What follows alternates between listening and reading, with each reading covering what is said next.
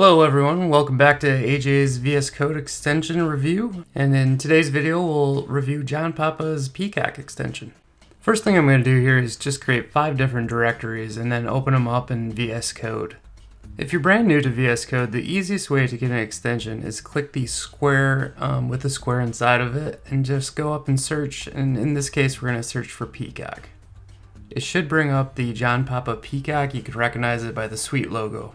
Now that you have the extension open, all you have to do is click install and VS Code will automatically load the extension. Now that we have the extension loaded up, let's close down the extension browser as well as the Peacock extension menu itself. So what we can do is jump into the user menu that's on a Mac, that's Command-Shift-P, and it'll bring you in, and just type in user settings and we're going to look for Peacock. And the reason that we're going to take a look in here, they offer a couple different ways to specify different areas in VS Code. So let me actually take and choose one of my pre-selected colors. I'll show you how to set these up in a minute, just so it highlights what we're actually updating.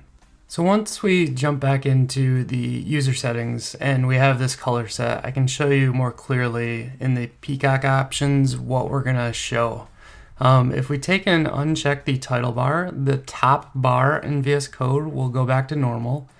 You can just do the status bar, which is the bottom, and you can also do the activity bar.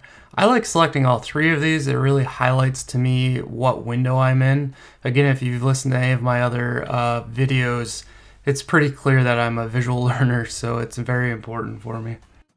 So now if we scroll down and look more closely under the favorite colors, there's an edit settings.json. Now this is a global file that VS Code keeps, and I've already placed some values within this file for my favorite colors. In the plugin itself, they offer a sweet site that you can go out to and just drop in a lot of these colors. That site is called brandcolors.net. However, you have to build it out manually. If you'd rather just get a full JSON file of what I have, just hit me up in our Slack channel. Now once you get started with creating those colors, you get to pick each color based on the project that you're working in. And you might think, well, I don't want to set this color for everything. Well, you don't have to. Once you pick that color, you'll notice that over in the file structure, there's a .VSCode, which is another level of settings.json that overwrites anything that you might need. So in here, it drops in this workbench.color customizations, and it actually provides all of the colors that you've set up with the Peacock extension. So how does this actually work in the real world? Well, if I hit Command-Shift-P on all of my projects, and then I go in and I select my favorite color, they'll be set up for each one of these windows.